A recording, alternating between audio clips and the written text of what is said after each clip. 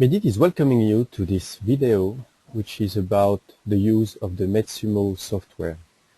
Some results on the graphical user interface is available for free download, a free trial on the MED-IT website.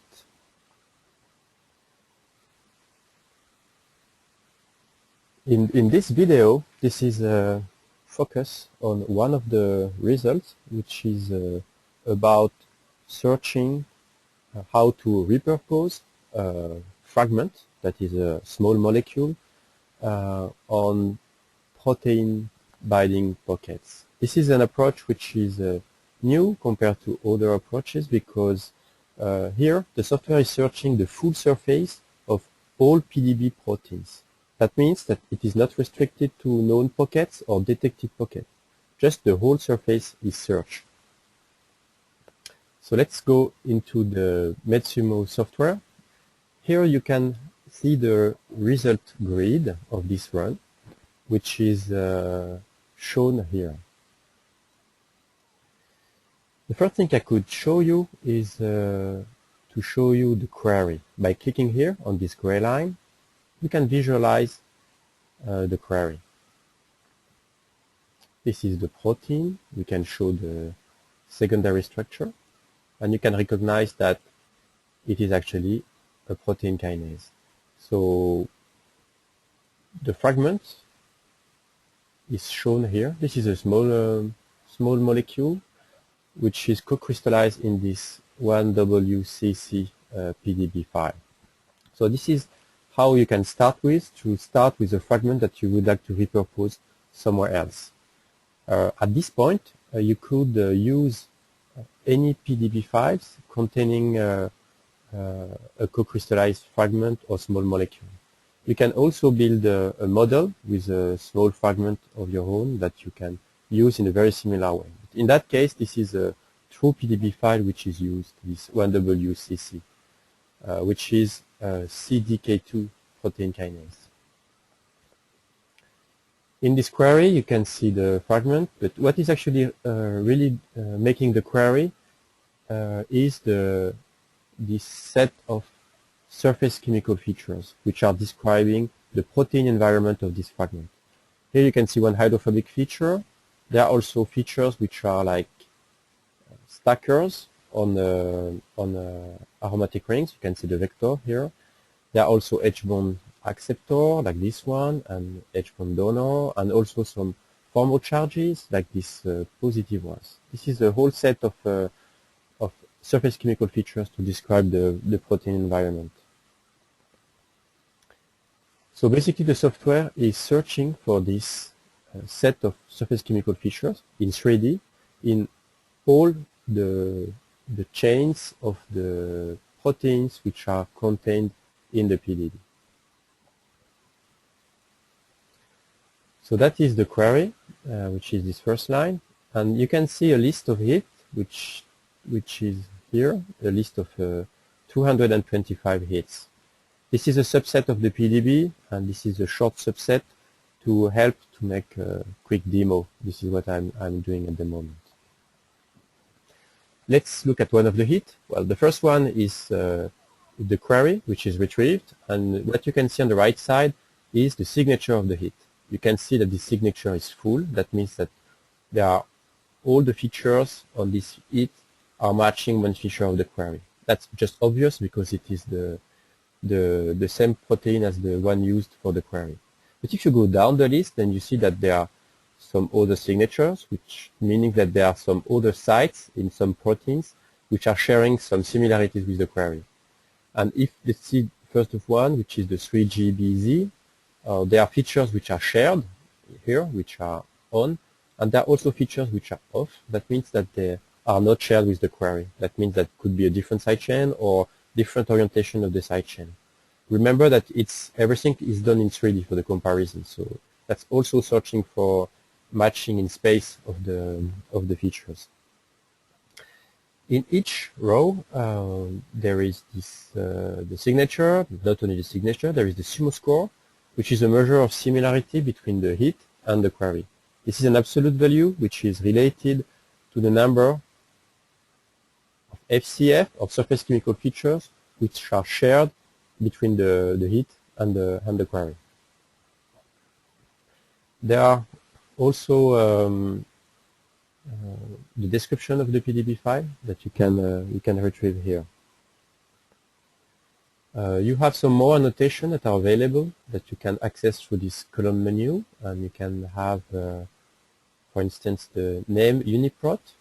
And so now we can have a more precise idea of what kind of protein it is, like the CDK2 here for the query, but also some CDK7, CDK4, and some other protein kinase, which are shown here. We can make some selection of the hits. We can go to select hits, and we just search for the hits which are containing this keyword, which is the kinase. I would like to show you that on top of the list, you get the kinase first. This is because the comparison is graph-based in 3D, it's very accurate, so you get a very clean top of the list, which are the other protein kinase which are likely to accommodate the same query fragment. And if you go down the list, then you can see that there are some proteins which are not protein kinase, which are also coming, like this biotin carboxylase, which is a well-known example of a protein similar to the protein kinase in the hinge regions. And there are some more, and if you go down the list, it's even more.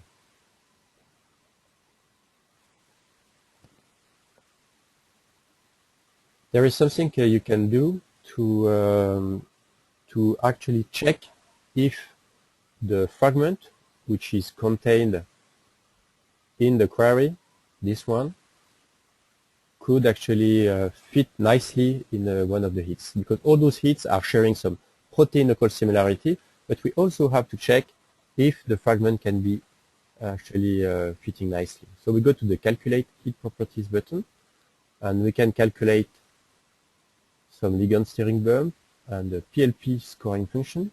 Let's compute.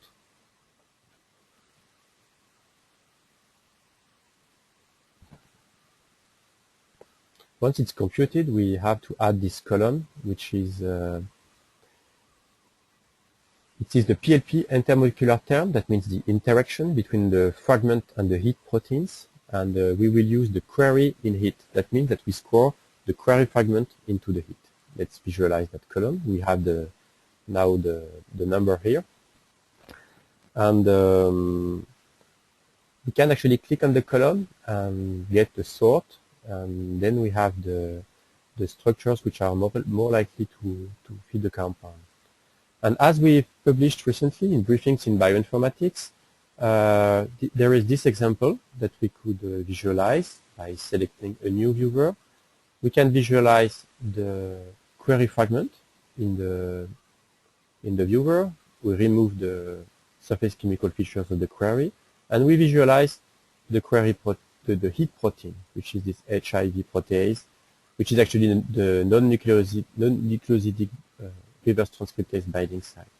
And you see that this kinase fragment is actually fitting nicely in the pocket. If you want to visualize also the query protein here, you can just click on this button on the gray line, and now we have the superposition between the kinase and the HIV reverse transcriptase. You can visualize the secondary structure by clicking here, and you can see that there is a motif which is very similar to the hinge, which is conserved here. And there are not only this example of HIV reverse transcriptase. Well, we have some other. There are kinase, of course, and there are other proteins that are somehow not kinase. We can go to we can make this selection of using kinase again, and we just ask for the hits which are not protein kinase. We click OK, and we go to the selected hits tab, and now we have only the list of hits, and they are sorted according to the PLP intermolecular term. That means the scoring. And now we can visualize all those proteins which are similar. And if we add this this annotation, well, it should be here, sorry, it is here. Then we have the list of those proteins that we can easily visualize using the graphical user interface, like by clicking this fragment, and we can have a look to any of those structures, and we can visualize. There is one that I was maybe searching. We can well, pick up any of them. We can look at this biotin carboxylase. We can reduce the size of the column here. We can visualize this biotin carboxylase here, and now we have the binding site of the carboxylase, this biotin carboxylase. We can remove the surface chemical features of the query, and now we have all the features which are shared between this biotin carboxylase and the CDK2 protein kinase. And you see that also in that case, this fragment is fitting nicely. So if I, in a few words, that's this tool, this MED-SuMo software can be used on the full surface database to search where a given fragment can be repurposed. And that could be useful if you have a small chemical moiety that has been developed for one project and you want to search in other targets where this fragment can also be used.